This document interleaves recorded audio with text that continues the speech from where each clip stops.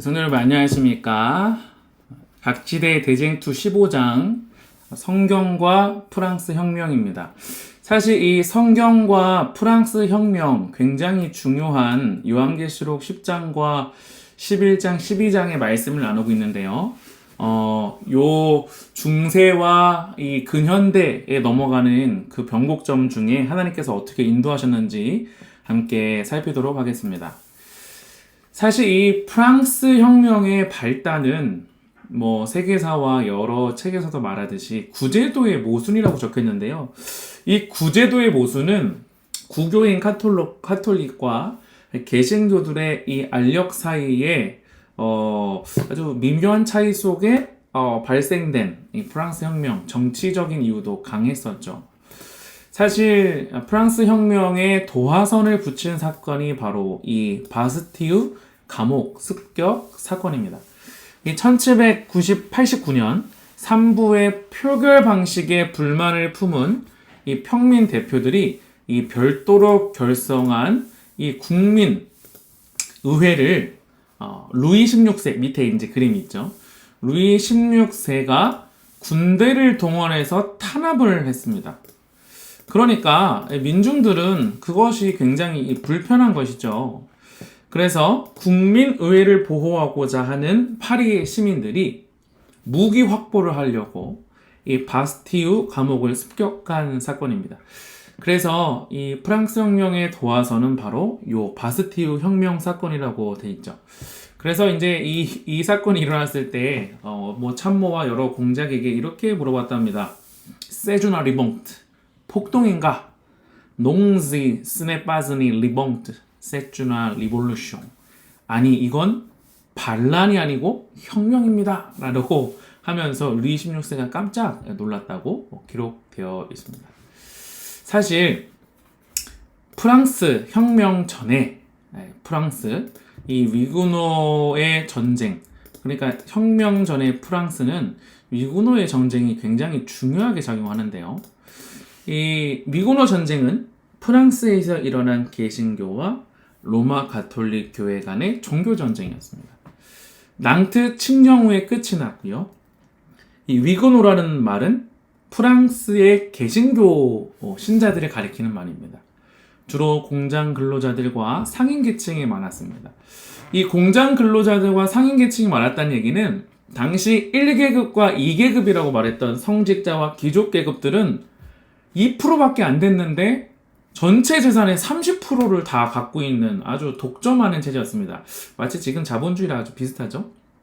그런데 이 프랑스 개신교들의 마음을 정말 뜨겁게 달구었던 것은 빈부귀천이 없다는 것이에요. 하나님 앞에. 내가 마당을 쓰는 사람이나 농부나 내가 어떤 기술이 있어서 시계를 만드는 사람이나 공장이라거나 상관없이 어떤 일이든 다 하나님 앞에 공정하고 다 귀중한 일이다. 이런 이 복음이 삽시간에 전가돼가지고 이 위구노들은 주로 이 중산층 그리고 평민들 계층이 참 많았습니다. 그래서 1562년 3월 1일 로마 카톨릭 세력이 프랑스 내의 개신교들인 위구노들에게 자행한 이 바시 학살로 인해 시작되었고, 이 프랑스 개신교의 수장이었던 앙리 4세가 이후에 가톨릭으로 개종을 하게 됩니다. 그리고 국왕까지 즉위한 후에 1598년, 여기 이제 36년간의 아주 전쟁이었죠. 이 1598년 낭트 칙령을 발표함으로 신구 가톨릭, 로만 가톨릭과 개신교 간의 종교 전쟁이 일단락된 사건이 혁명을 잇기 전에 그 당시 사회와 이 종교의 분위기였습니다. 또 하나 성 바돌로메 제1 대학살인데요. 1572년에 있던 일입니다.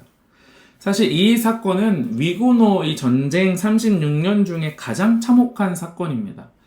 이 카톨릭 교회는 이 성자 바돌로메를 추모하기 위해 모인 위그노들을요 무참하게 학살해 버립니다. 처음 사흘 동안은 약 1만 명에 달하는 성도들이 무참히 죽임을 당하게 되는 것이죠. 대쟁투 272페이지에서는 프랑스 전국에서 학살이 2개월간 계속되었다. 그리하여 바로 국가의 꽃이라고 할 수 있는 사람들이 7만 명이나 죽었다라고 역사는 기록을 합니다. 앙리 4세가 1598년에 선포한 것으로 아까 말씀드렸다시피 위그노 전쟁이 끝나는 그 1598년이요. 이 프랑스에서 위그노의 종교에 대한 권리를 인정한 칙령이었습니다. 그러나 한 100여 년이 흘러서 루이 14세는 이 칙령을 철회하고 위그노들의 시민권을 박탈해버립니다. 그 결과 프랑스에 살고 계셨던 프랑스 개신교도들은 프랑스를 자기 고향을 떠나게 되는 사건이 일어나게 되죠. 그래서 우리는 평신도들이 구약과 신약 성경을 복사해서 소유하는 것을 금지한다. 성경을 소유하는 것으로 입증된 사람들의 거주지는 가장 비천한 헛간일지라도 심지어는 지하의 은신처일지라도 완전히 소탕될 것이다. 그처럼 무서운 혁명이 일어난 것은 로마교가 성경을 억압함으로 초래된 당연한 결과에 불과했다고 되어 있습니다. 사실 프랑스 혁명을 촉발된 그 중심에는요, 성경을 거부한 데에 있었습니다. 그래서 우리도 예언을 연구할 때 프랑스라고 하면 무신론을 자꾸 예를 많이 듭니다. 그래서 요한계시록 11장 2절과 10절의 예언이 성취가 됐죠. 7절, 그들이 그 증언을 마칠 때에, 그러니까 이제 하나님 앞에 선 두 감람나무, 신약과 구약 성경이죠. 무정으로부터 올라오는 짐승이 그들과 더불어 전쟁을 일으켜 그들이 이기고 그들을 죽일 터인즉 그 성은 영적으로 하면 소돔이라고도 하고 애굽이라고도 하니 곧 그들의 주께서 십자가에 못 박히신 곳이라 라고 우리는 이 프랑스 종교혁명 전에 정치와 사회 분위기를 예언으로 알 수 있습니다. 그래서 성경과 하나님을 거절한 나라의 형편이 대쟁투에 기록되어 있습니다. 번화하던 생산 도시는 타락한 도시로 전락이 되고 비옥하던 지방은 원시적인 황무지로 바뀌어지고 이상한 진보를 보인 기간 후로 지적 부진과 도적적 퇴폐가 계속되었다. 파리는 하나의 거대한 구빈원이 됐으며 귀족들은 쾌락을 뭐로요? 제일로 생각하였고 농부들이 굶어 죽는 것에는 전혀 관심이 없었다.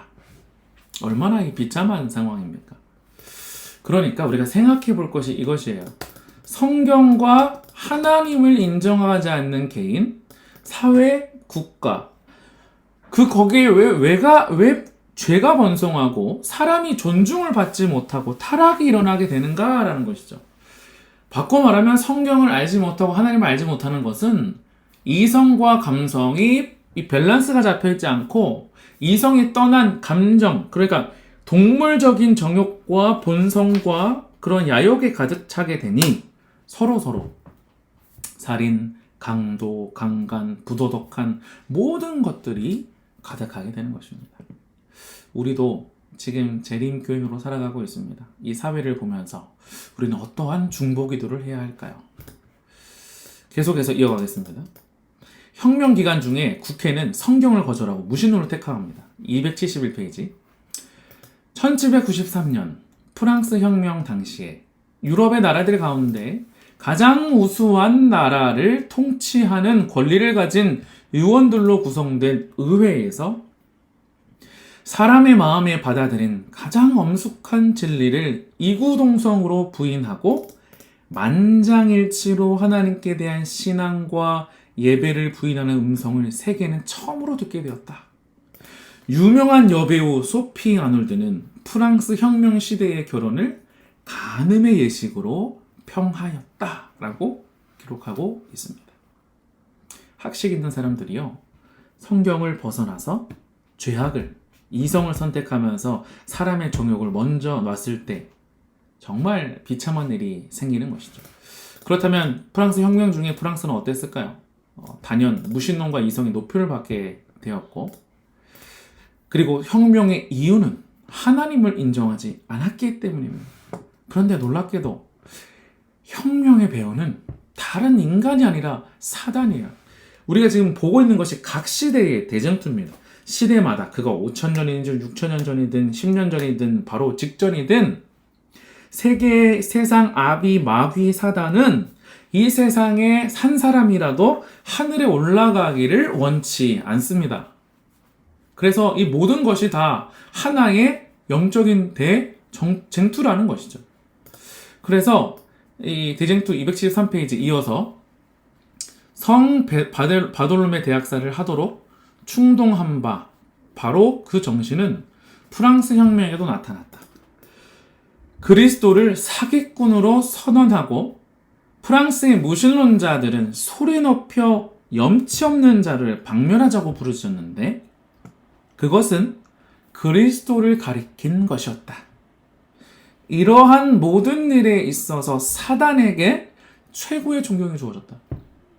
이 말도 안 되는 일은 성경을 멀리했을 때 전도서 12장 13절 그리고 잠언 끝이 말하고 있는 일의 결국을 다 들었으니 우리는 성경을 수호하고 그 말씀 위에 살아야 되는데 십계명에 나와 있던 그리고 모세가 백성들에게 주어졌던 하나님의 말씀, 요약하면 하나님을 사랑하고 이웃을 사랑해야 되는데 그러지 않고 나를 사랑하다 보면 이 세상 마귀의 짓을 동일하게 할 수 있는 마귀의 통로가 된다는 것이죠.